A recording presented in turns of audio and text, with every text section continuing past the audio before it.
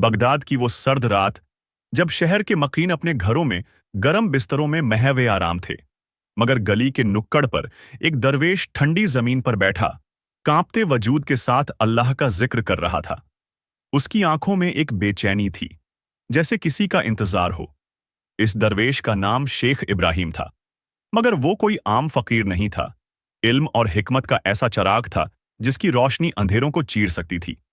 लोग कहते थे कि उसकी दुआओं में ऐसी तासीर थी कि तकदीर भी करवट ले सकती थी, मगर आज वह खुद किसी अनदेखी तकदीर का इंतजार कर रहा था।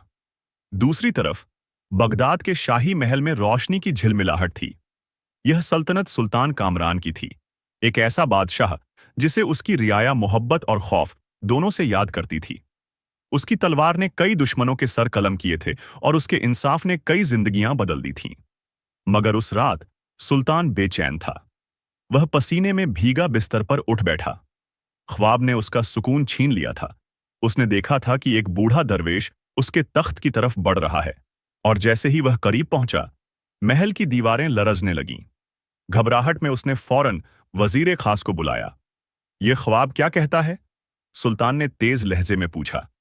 वजीर ने गहरी सांस ली।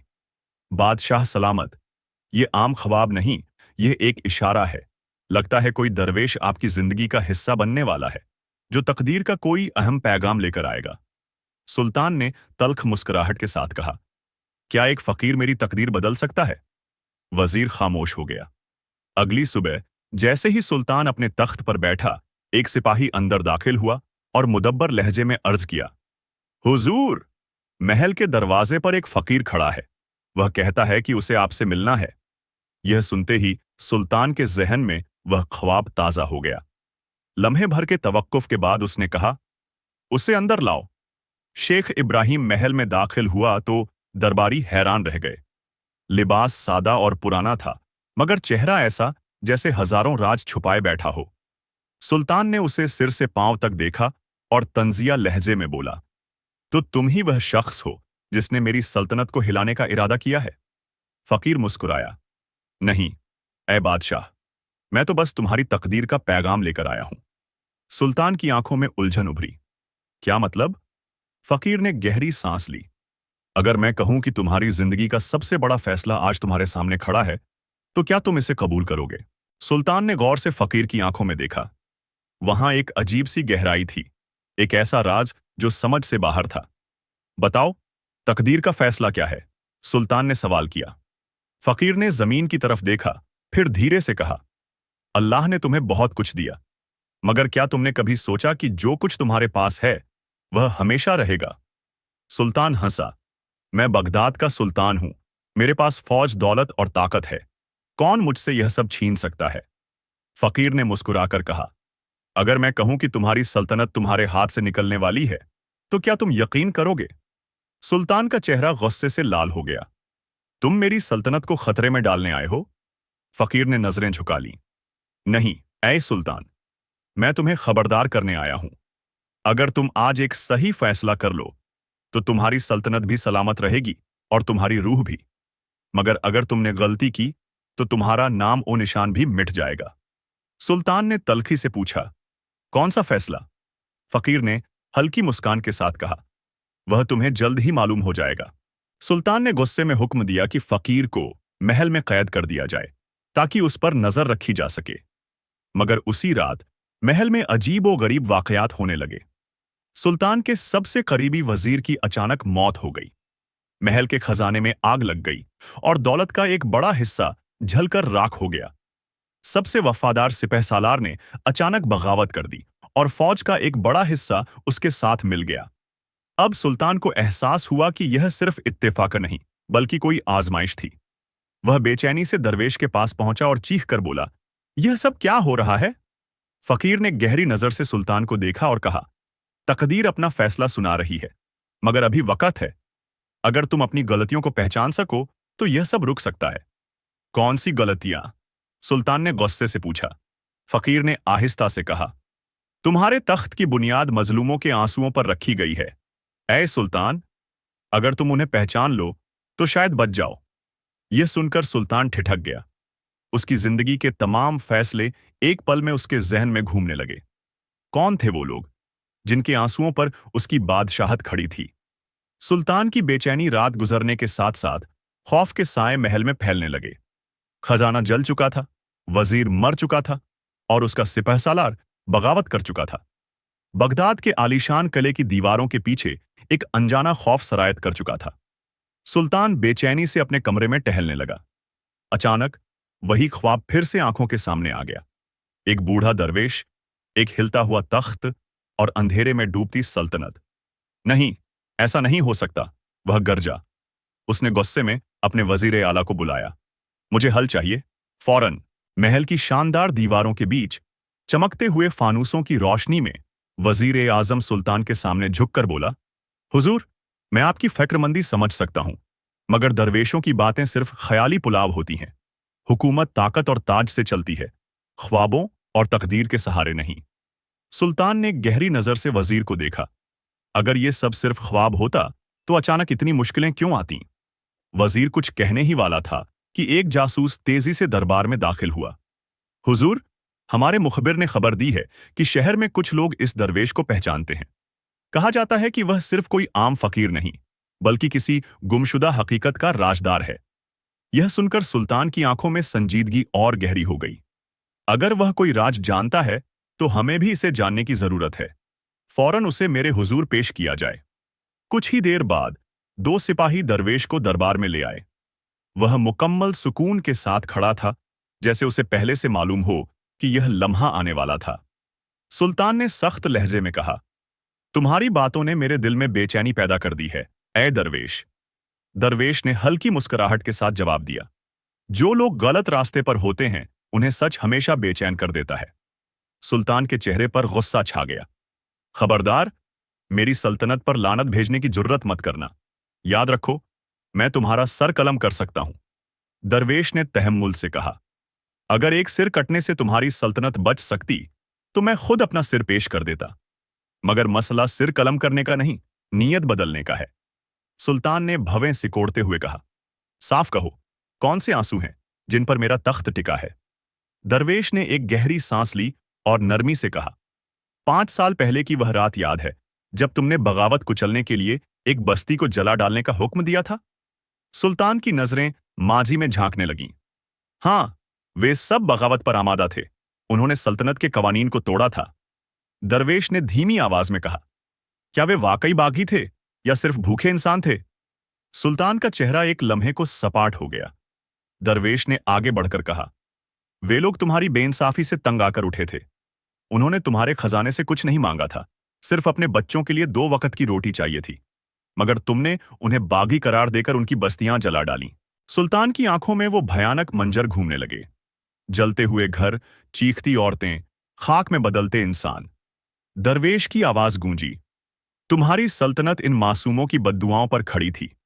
तकदीर तुम्हें इशारे दे रही थी, मगर तुमने उन्हें नजरअंदाज कर दिया।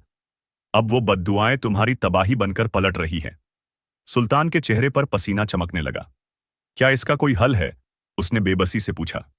दरवेश ने मुस्कुराकर कहा, हर गलती की तौबा मुमकिन है, मगर इसके लिए तुम्हें सबसे पहले अपनी ताकत की हवस छोड़नी होगी। सुल्तान हैरान रह गया। ताकत छोड़नी होगी?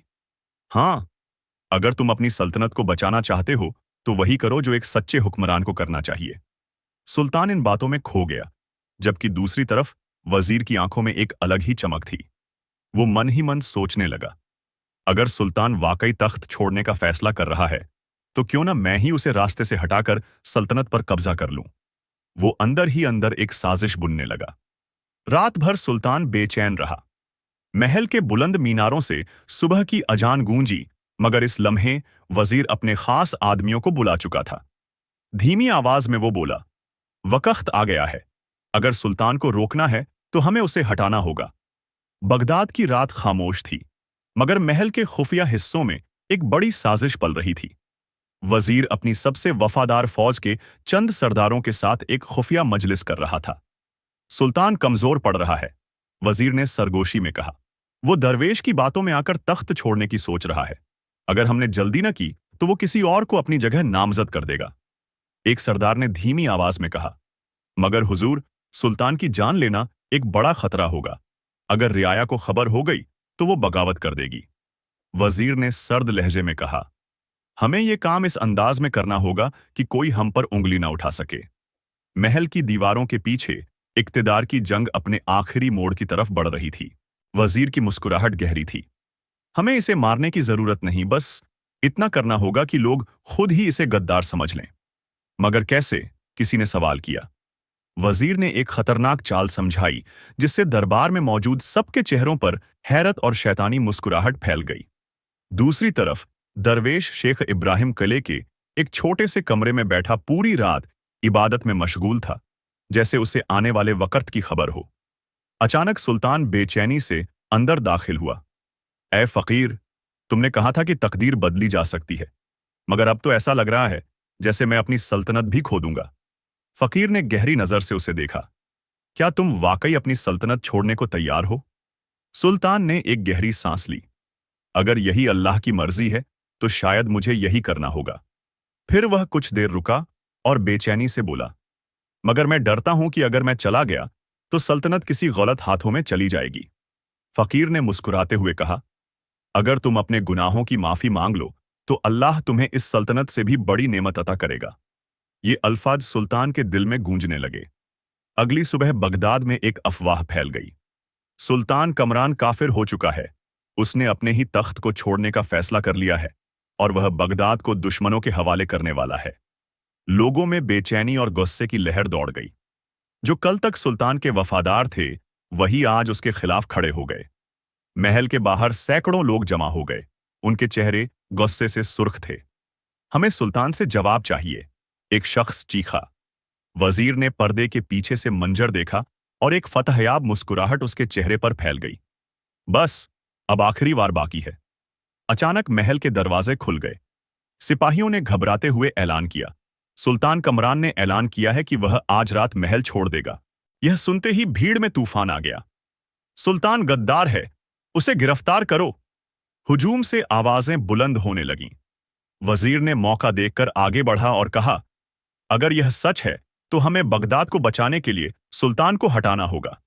सिपाही भीड़ की तरफ बढ़ने लगे। हालात काबू से बाहर होने लगे। महल के अंदर सुल्तान बेचैनी से टहल रहा था। क्या तुमने देखा? तकदीर मुझे मेरे ही शहर में गद्दार बना रही है। फकीर ने सुकून से कहा, जिसके दिल में यकीन हो वह दुनिया के हर इल्जाम से ऊपर होता है। मगर अब मैं क्या करूं? सुल्तान की आवाज में बेबसी थी। फकीर ने आहिस्ता से कहा, अगर तुम अपनी सल्तनत को किसी गलत हाथों में जाने से बचाना चाहते हो तो तुम्हें एक बहुत बड़ा कदम उठाना होगा। तुम्हें इस वक्त अपने तख्त से दूर जाना होगा। सुल्तान की आंखों में कशमकश थी, मगर फकीर के चेहरे पर यकीन की चमक थी। जो चले जाते हैं वे लौट भी सकते हैं, फकीर ने कहा। रात के अंधेरे में फकीर और सुल्तान के चंद वफादार सिपाही महल के पिछले दरवाजे से निकले। सुल्तान ने आखिरी बार अपने तख्त की तरफ देखा। क्या मैं वाकई इसे हमेशा के लिए खो रहा हूं? फकीर ने धीरे से कहा, जो चीज तकदीर में हो वह वापस जरूर आती है। अगली सुबह वजीर ने महल में ऐलान कर दिया, सुल्तान कमरान गायब हो चुका है और अब बगदाद को नए रहनुमा की जरूरत है। उसने खुद को नया सुल्तान करार दे दिया। लोगों ने पहले हल्की मुखालफत की, मगर फिर सोचा, अगर सुल्तान कमरान वाकई चला गया तो वजीर ही बेहतर इंतखाब है। महल में जश्न मनाया जाने लगा। वजीर की ताजपोशी हुई, मगर उसे अंदाजा नहीं था कि उसकी खुशी कितने दिनों की मेहमान है। वजीर ने सबसे पहला हुक्म दिया कि सुल्तान कमरान का नाम हर जगह से मिटा दिया जाए। उसके सिक्के पिघला दिए गए, उसकी तस्वीरें और निशानियां हटा दी गईं। बगदाद में अब कोई कमरान का जिक्र न करता था। दूसरी तरफ सुल्तान अपने ही शहर में अजनबियों की तरह घूम रहा था। क्या मेरे लिए कोई जगह नहीं? उसने कई दरवाजे खटखटाए, मगर सबने उसे धुतकार दिया।